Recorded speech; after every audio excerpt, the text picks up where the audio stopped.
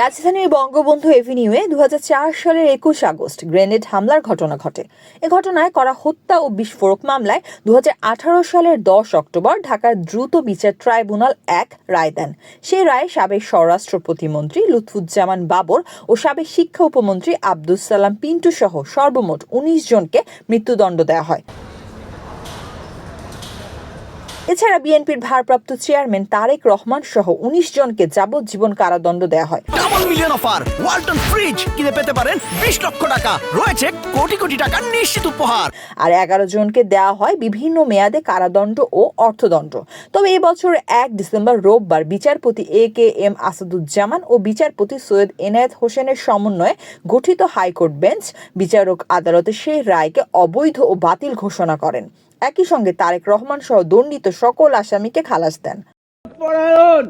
এবং তারা এটাকে ব্যবহার করেছে অস্ত্র, এই যে 21 আগস্ট গ্রেনেড হামলাটাকে তারা অস্ত্র হিসাবে ব্যবহার করে জিয়া পরিবারকে ধ্বংসকাদার তাদের দ্বিতীয় স্বীকারোক্তি সেটা কোনো আইনগতভাবে গ্রহণ করা হয়নি। এই কারণে এবং সাক্ষ্য প্রমাণে একজন সাক্ষীও আসামিদেরকে দেখে নাই, নাম বলে নাই, এই জন্য খালাস দিয়েছে। এর আগে গত 31 অক্টোবর মামলার ডেথ রেফারেন্স, আসামিদের আপিল ও জেল আপিলের উপর হাইকোর্টের একই বেঞ্চে শুনানি শুরু হয়। গত 21 নভেম্বর আসামিদের ডেথ রেফারেন্স ও আপিলের উপর শুনানি গ্রহণ শেষ করেন। সেদিন রায়ের জন্য দুটি মামলাকে অপেক্ষমান রাখেন। এরপর রোববার সব আসামিকে খালাস দিয়ে নতুন রায় ঘোষণা করেন আদালত। এই মামলা 2010 থেকে এই মামলাটা রাজনৈতিকভাবে মামলাটা পরিচালিত হয়েছে এবং এইটা আমাদের বাংলাদেশের রাজনীতির জন্য এই মামলাটা ব্যবহার করা হয়েছে।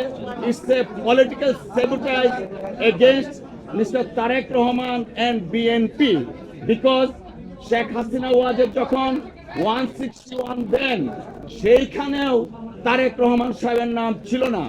পরবর্তীতে তিনি ক্ষমতায় এসে রাষ্ট্রযন্ত্রকে ব্যবহার করে নিজের রাজনৈতিক হীন উদ্দেশ্যকে সাধন করার জন্য জনাব তারেক রহমান সাহেবকে এই মামলায় সম্পৃক্ত করা হয়।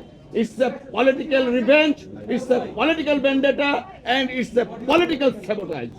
যে কারণে সবকিছু কনসিডার করে এবং এই মামলার কোনো এভিডেন্স নেই যে দ্বিতীয় 164 করা হয়েছিল, সেই 164 এর কোনো এভিডেন্সিয়াল ভ্যালু নেই এবং কোনো সাক্ষী কখনোই জনাব তারেক রহমান সাহেবের নাম বলেননি।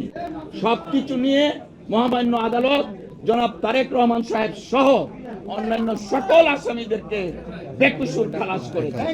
এরপর গত 21 আগস্ট গ্রেনেড হামলার ঘটনায় মতিঝিল থানায় হত্যা ও বিস্ফোরক দ্রব্য আইনে দুটি মামলা হয়।